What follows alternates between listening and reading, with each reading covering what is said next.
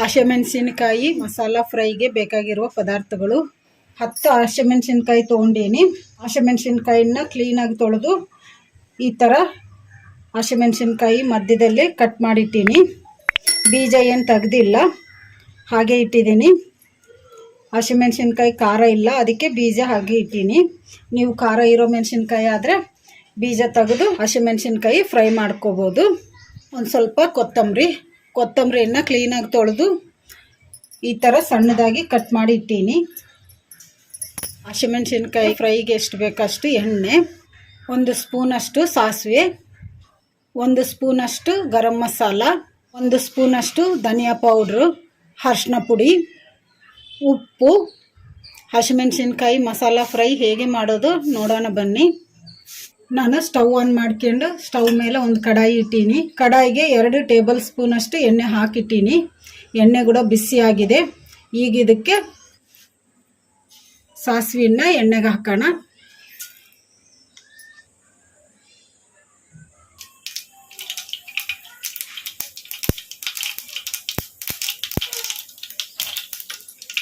ಸಾಸಿವೆ ಚಟಪಟ ಅಂದಿದಾವಲ್ಲ, ಈಗ ಇದಕ್ಕೆ ನಾವು ಕಟ್ ಮಾಡಿ ಇಟ್ಟಿದ್ವಲ್ಲ ಹಸಿಮೆಣಸಿನಕಾಯಿ, ಈಗ ಇವನ್ನು ಹಾಕೋಣ ಎಣ್ಣೆಗೆ.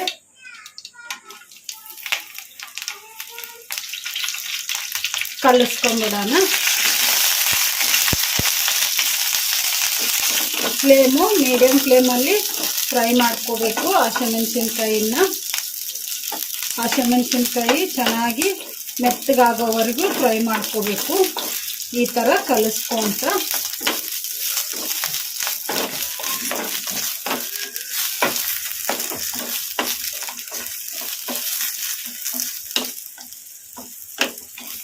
ಹಸಿಮೆಣಸಿನಕಾಯಿ ಚೆನ್ನಾಗಿ ಮೆತ್ತಗೆ ಫ್ರೈ ಆಗಿದಾವಲ್ಲ, ಈಗ ಫ್ಲೇಮು ಲೋ ಫ್ಲೇಮಲ್ಲಿ ಇಟ್ಕೊಂಡು ಮಸಾಲೆಗಳು ಹಾಕೋಣ. ಹಸಿಮೆಣಸಿನಕಾಯಿಗೆ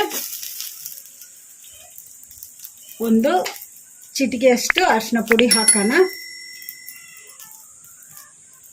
ಗರಂ ಮಸಾಲ ಹಾಕೋಣ, ಧನಿಯಾ ಪೌಡ್ರ್ ಹಾಕೋಣ, ರುಚಿಗೆ ಎಷ್ಟು ಬೇಕಷ್ಟು ಉಪ್ಪು ಹಾಕೋಣ. ಕಲಿಸ್ಕೊಂಡ್ಬಿಡೋಣ. ಫ್ಲೇಮು ಹೈ ಫ್ಲೇಮಲ್ಲಿ ಇಟ್ಕೋಬಾರ್ದು, ಲೋ ಫ್ಲೇಮಲ್ಲಿ ಇಟ್ಕೊಂಡೆ ಮಸಾಲೆಗಳು ಹಾಕಿ ಕಲಿಸ್ಕೋಬೇಕು. ಇಲ್ಲಾಂದರೆ ಮಸಾಲೆ ಎಲ್ಲ ಒತ್ತಿ ಬಿಡ್ತೈತಿ.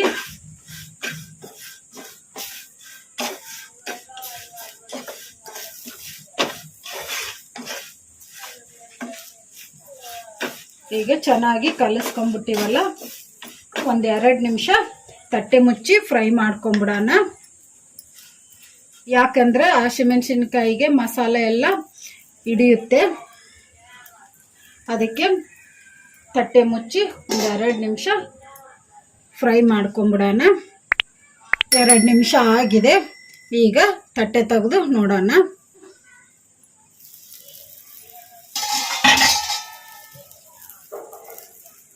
ಕಲಿಸ್ಕೊಂಬಿಡೋಣ. ಚೆನ್ನಾಗಿ ಫ್ರೈ ಆಗಿದ್ದಾವೆ ಮಸಾಲೆಗಳೆಲ್ಲ. ಹಸಿಮೆಣಸಿನಕಾಯಿಗೆ ಚೆನ್ನಾಗಿ ಹಿಡ್ದಿದೆ. ಈಗ ಹಸಿಮೆಣಸಿನಕಾಯಿ ಫ್ರೈ ಆಗಿದಾವಲ್ಲ, ಈಗ ಇದಕ್ಕೆ ನಾವು ಕಟ್ ಮಾಡಿ ಇಟ್ಟಿದ್ವಲ್ಲ ಕೊತ್ತಂಬರಿ, ಈಗ ಇದನ್ನು ಹಾಕೋಣ.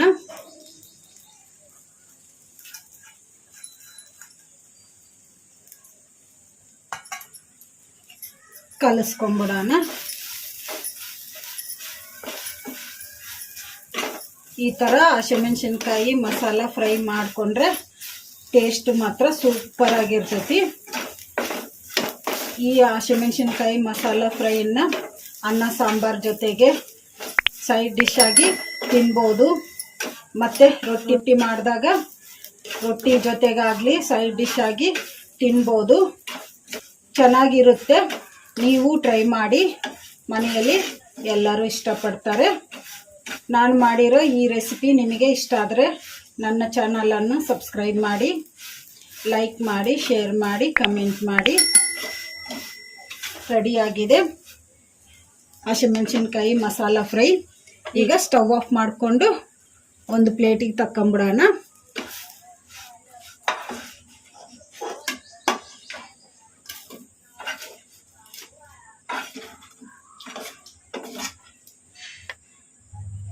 ಒಂದು ಪ್ಲೇಟಿಗೆ ತಕ್ಕೊಂಡಿವಲ್ಲ, ರೆಡಿಯಾಗಿದೆ ಹಸಿಮೆಣಸಿನ್ಕಾಯಿ ಮಸಾಲ ಫ್ರೈ.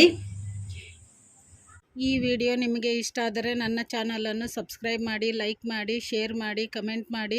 ಸಬ್ಸ್ಕ್ರೈಬ್ ಬಟನ್ ಪಕ್ಕ ಬೆಲ್ ಬಟನ್ ಇರುತ್ತೆ, ಅದನ್ನು ಪ್ರೆಸ್ ಮಾಡಿ. ನಾನು ಯಾವುದೇ ಒಂದು ಹೊಸ ವಿಡಿಯೋ ಮಾಡಿದರೂ ನಿಮಗೆ ನೋಟಿಫಿಕೇಷನ್ ಬರುತ್ತೆ. Thank you for watching.